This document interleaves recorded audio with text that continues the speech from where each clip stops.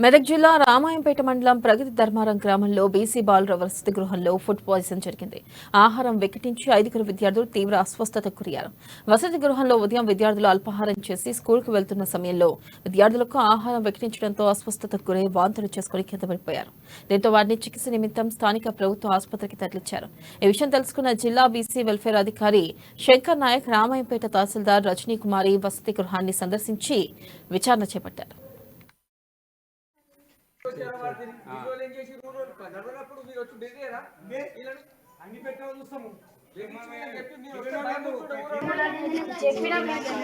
పురుగులు వచ్చినాయా చెప్పిందా?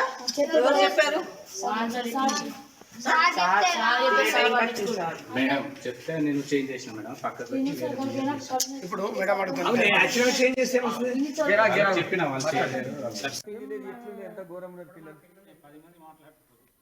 ఛాయ్ కావాలంటే వాళ్ళు రూపాయో 10 రూపాయలు వేసి ఇస్తే హాస్పిటల్లో పాలైన 4-5 పిల్లలను తెలిస్తే మార్నింగ్ వచ్చిన ఇప్పుడు రావడం జరిగింది. అసలు విషయం ఏంటంటే ఎంక్వైరీ చేస్తున్నాం. లోపాలు ఎవరెవరు ఉన్నాయి, ఏ విధంగా ఉన్నాయి, వర్కర్లు ఏ విధంగా పనిచేస్తున్నారు, వర్కర్ల గురించి కంప్లైంట్ వస్తున్నాయి. ఆ వర్కర్లను సస్పెండ్ చేయడం జరుగుతుంది. ఇంకా వార్డెన్ మీద ఏమైనా తప్పులు ఉంటే వార్డెన్ మీద చట్టపరమైన యాక్షన్ తీసుకుంటాం. ఇది 100% జరగాలి. ఇప్పుడు కాబట్టి ఇక్కడ విధులు నిర్వహించకుండా వేరే అమ్మాయితో విధులు చేస్తున్నారు అనేది ఆరోపణ. యాక్షన్ తీసుకుంటాం. విచారణ జరుగుతుంది చేసి మేడం గారు కూడా ఉన్నారు.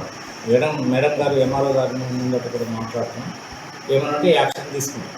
తప్పక యాక్షన్ తీసుకోకపోతే రేపు పిల్లల భవిష్యత్తు ఒకరికి పోయి 2 హాస్టల్ కూడా వ్యాపిస్తారు. అవునా? దాని యాక్షన్ తీసుకుంటాం. గత 3 సంవత్సరాలు విధులు నిర్వహిస్తున్నా వీడికి మాత్రం ఆయన రావట్లేదంట. దాని మీద మీకు ఏమైనా ఉందా ఇన్ఫర్మేషన్? ఆ ఇన్ఫర్మేషన్ ఇప్పుడే మాకు ఇన్ఫర్మేషన్ నేను ఇక్కడికి వచ్చి 5-6 నెలలు అవుతుంది జిల్లా ఆఫీసర్గా. మరి ఆయన ఈ విధంగా చేసిన సంగతి తెలియదు.